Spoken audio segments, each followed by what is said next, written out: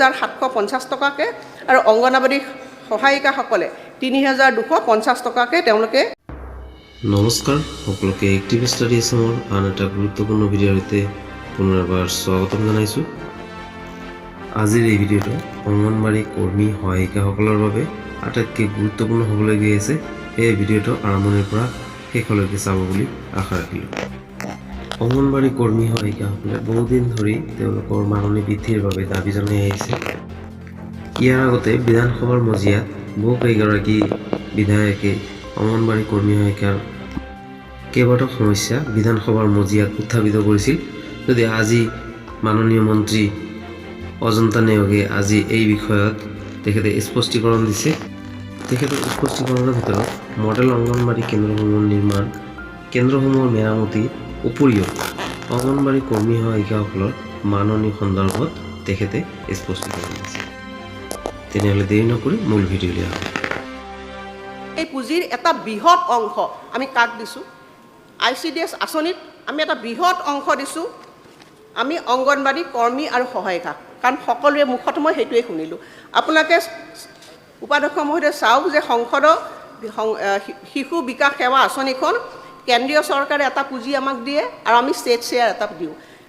অংগনবাড়ী কৰ্মী আৰু সহায়িকাসকল মূলতঃ তেওঁলোক স্বেচ্ছামূলকভাৱে সেৱা আগবঢ়ায় আৰু তেওঁলোকক আমি এতিয়ালৈকে বছৰেকত মানে আমাৰ দৰমহা হিচাপে দৰমহা নহয় মাননি হিচাপে তেওঁলোকক আমি মাহেকত আমি বছৰেকত আমি 688.98 কোটি ব্যয় কৰি আহিছোঁ। তাৰমানে কি মুঠ বাজেটখনৰ কিমান অংশ গৈছে যে 689 কোটি টকা তেওঁলোকক আমি ব্যয় কৰি আছোঁ আৰু ইয়াৰে ৰাজ্য চৰকাৰৰ অংশ হৈছে 211.14 কোটি টকা। গতিকে আমি অধ্যক্ষ মহোদয় আমি তেওঁলোকক সন্মান সহকাৰে আমি যিমানখিনি কৰিব পাৰোঁ সময় কৰি আহিছোঁ। এটা সময়ত মই এই বিভাগৰ আগৰ সময়ছোৱাত 2 বছৰৰ কাৰণে মন্ত্ৰী আছিলোঁ। সেই 2 বছৰত অংগনবাড়ী কৰ্মীসকলৰ তেওঁলোকৰ মাননি আছিল কৰ্মীগৰাকীৰ 1000 টকা আৰু যিগৰাকী তেওঁলোকৰ মানে সহায়িকা আছে তেওঁৰ 500 টকা আছিল। আৰু আপুনি জানি আচৰিত হ'ব অধ্যক্ষ মহোদয়, সেই পইচাখিনি কি কৰে হাতত দি দিয়ে, কোনোবা এজন মানে হাতত দিয়ে। যেতিয়া মই প্ৰথম বিভাগৰ দায়িত্ব ল'লোঁ, লোৱাৰ পিছত মই নিজে আচৰিত হ'লোঁ যে অংগনবাড়ী কেন্দ্ৰৰ পইচা বা কৰ্মী সহায়িকাৰ মাননি কেনেকৈ দিয়া হয়, তেওঁৰ হাততে দিয়ে পইচাখিনি। তেওঁলোকৰ ডিষ্ট্ৰিক্ট অফিচাৰ বা CDPO কোনোবা এগৰাকীয়ে হাতে হাতে পইচাটো বিলায়। কিমান ধন সৰলকি হৈছিল আপোনালোকে নতুন বিধায়ক নাজানে।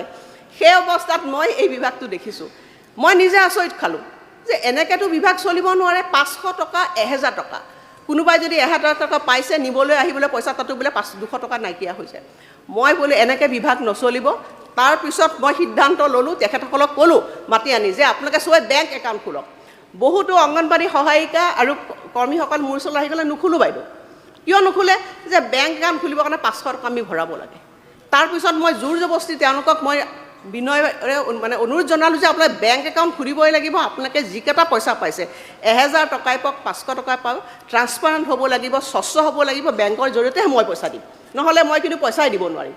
এনেকৈ কঠোৰ স্থিতি গ্ৰহণ কৰাৰ পিছত অধ্যক্ষ মহোদয় বেংক একাউণ্ট খোলা হ'ল আৰু কৰ্মীসকল তেতিয়াৰ পৰা মাননি পোৱা আৰম্ভণি হ'ল। এইটোৱে কথা। চব কেনেকুৱা ধৰণৰ অৱস্থা আছিল, তাত 1000 টকা ল'বলৈ বেংক একাউণ্ট নাই। তাৰপিছত অখিল গগৈ ডাঙৰীয়া, মই কেইটামান কথাই ক'ম সময় যিহেতু ক'ম, যে আজি অংগনবাড়ী কৰ্মী আৰু সহায়িকাসকল আমি যিটো প্ৰচিডিউৰে তেওঁলোকক আমি তেওঁলোকক আমি এই স্বেচ্ছামূলক সেৱা তেওঁলোকক আগবঢ়াবৰ কাৰণে যিটো দিছোঁ, এটা সময় এনেকুৱা আছিল মই হাউচত বহুত ফেচ কৰিব লগা হৈছিল। কৰ্তন প্ৰস্তাৱ আগতেও মই আহিছিলোঁ। সেইখিনি সময়ত কি হৈছিলে যে সম্পূৰ্ণ ধৰণে এই অংগনবাড়ী কৰ্মী আৰু সহায়িকাবিলাকক এটা সময়ত নিযুক্তি দিয়া হোৱা নাছিলে।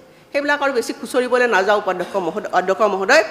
তাৰপিছত মই নিজে গাইডলাইন্স বনালোঁ। সেইখিনি সময়ত গাইডলাইন্স বনাই এনেকুৱা কৰিলোঁ যে কোনো ধৰণৰ তাত যাতে নিযুক্তিত খেলি মেলি নাথাকে। তাৰ পৰা আৰম্ভণি হ'ল গৈ গৈ এতিয়া আপোনালোকে 3টা বছৰ অধ্যক্ষ মহোদয় আমাৰ কোনো বিধায়কে মোক এখন শ্লিপ দিয়া নাই যে অংগনবাড়ী কৰ্মী এগৰাকী মোৰ মতে হ'ব লাগে, এইগৰাকী মোৰ মতে হ'ব লাগে। কিন্তু একচেপ্ট অখিল গগৈ ডাঙৰীয়াই দিছে। অধ্যক্ষ মহোদয় অখিল গগৈ ডাঙৰীয়াই মোক এখন দিছে। হয় বাইদেউ, নহ'লে আপোনালোকৰ বিজেপিয়ে দিয়ে তাৰমানে আপুনি দিছে গোটেই। প্লিজ ৰিপ্লাইটো দিবলৈ দিয়ক।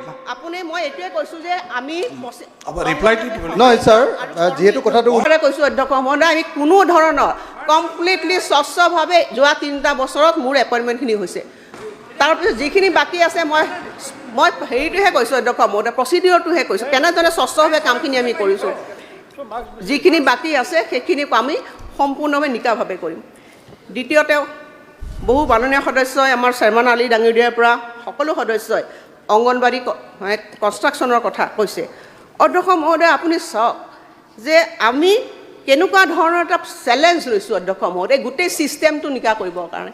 কিমান টকা ইয়াত অধ্যক্ষ মহোদয়? ২৫০০ কোটি টকা কামৰ দায়িত্ব আমাৰ বিধানসভাৰ আমাৰ বিধায়কসকলক দায়িত্ব দিয়া হৈছে অধ্যক্ষ। এইটো বলিষ্ঠ সিদ্ধান্ত নহয়নে?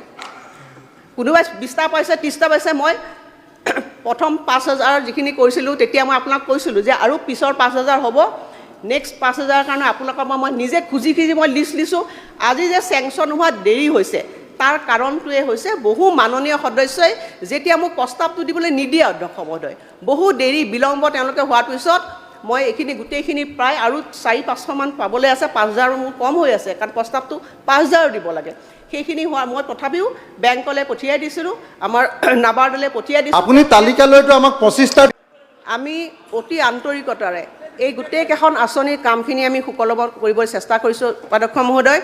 এই আঁচনিবিলাকৰ প্ৰধান লক্ষ্য হৈছে যে ৬টা সেৱা আগবঢ়োৱা: পৰিপূৰক পুষ্টি দিয়া, স্বাস্থ্য পৰীক্ষা, প্ৰতিষেধক প্ৰদান, প্ৰাক প্ৰাথমিক অনানুষ্ঠানিক শিক্ষা, প্ৰেৰিত সেৱা, স্বাস্থ্য আৰু পুষ্টি সেৱাৰ ওপৰত সেৱা আগবঢ়োৱা।